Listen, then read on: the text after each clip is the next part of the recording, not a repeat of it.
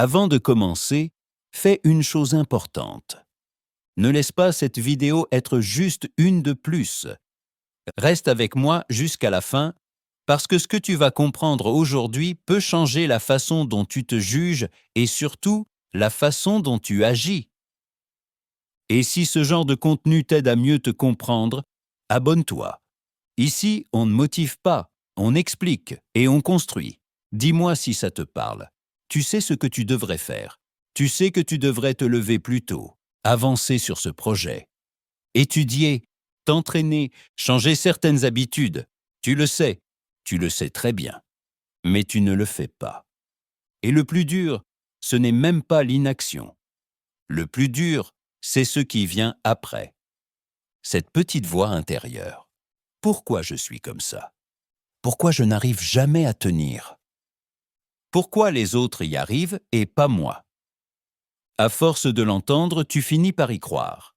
Tu finis par penser que le problème, c'est toi, ton caractère, ta personnalité, ta discipline soi-disant inexistante.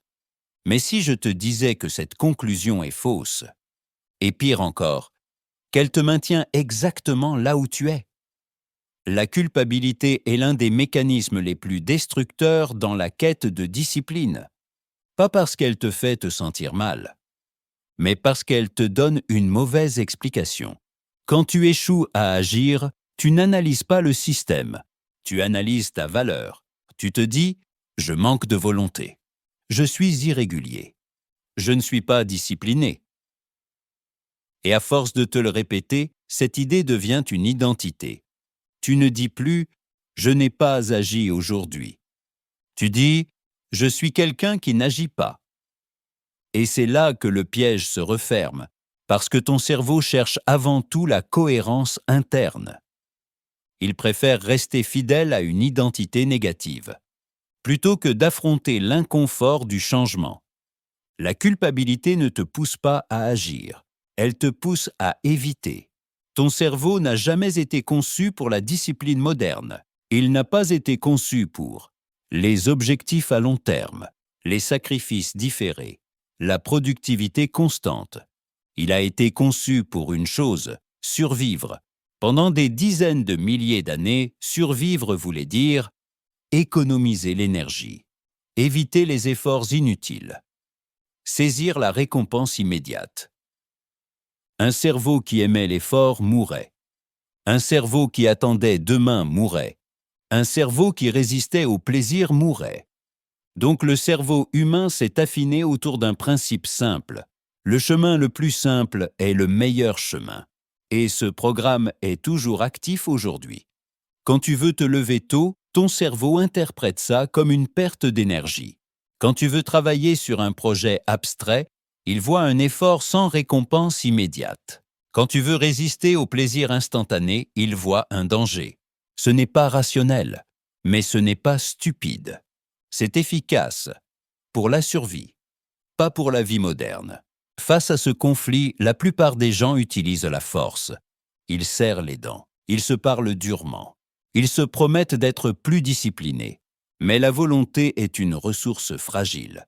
Elle dépend de ton sommeil, de ton stress, de tes émotions, de ta charge mentale. Et quand elle s'épuise, le cerveau reprend le contrôle. Et quand le cerveau reprend le contrôle, il choisit toujours la facilité. Ce n'est pas parce que tu es faible, c'est parce que tu es humain. La volonté ne peut pas gagner une guerre contre la biologie. Elle peut gagner une bataille, pas une vie. Voici la vérité que peu de gens comprennent. Les personnes disciplinées ne sont pas plus fortes que toi. Elles sont mieux organisées. Elles ont compris que la discipline n'est pas une question de caractère, c'est une question de design. Elles organisent leur environnement pour que le bon choix soit visible, le mauvais choix soit caché, l'effort soit réduit au minimum. Quand l'environnement est bien réglé, le cerveau ne résiste pas, il suit. La discipline ne devient pas facile, elle devient inévitable. Ton cerveau protège ton identité avant tout, pas tes objectifs, pas tes rêves, ton identité. Si tu te vois comme quelqu'un de désorganisé, Alors être discipliné crée une dissonance. Le cerveau résiste, mais chaque petite action tenue est une preuve silencieuse, une preuve indiscutable, même 2 minutes. Même imparfait, ces preuves s'accumulent et l'identité change. Tu ne deviens pas discipliné parce que tu le veux. Tu le deviens parce que tu te vois agir comme tel. Un jour, quelque chose change. Ne pas agir devient inconfortable. Pas parce que tu te forces, mais parce que ça ne te ressemble plus, comme oublier de te brosser les dents. Ce n'est pas grave, mais ce n'est pas cohérent. La discipline n'est plus un effort, c'est une continuité. Tu n'as pas besoin d'aimer la discipline, d'être motivé tous les jours, d'être dur avec toi-même. Tu as besoin d'un système clair, d'un environnement intelligent, de petites actions répétées et de patience envers toi-même. La discipline n'est pas un trait de caractère, c'est une conséquence. Alors dis-moi, quel est le premier petit comportement que tu peux rendre plus facile dès aujourd'hui? Écris-le en commentaire. C'est déjà une preuve. Et si cette vidéo t'a aidé à mieux te comprendre, abonne-toi. La suite va encore plus loin.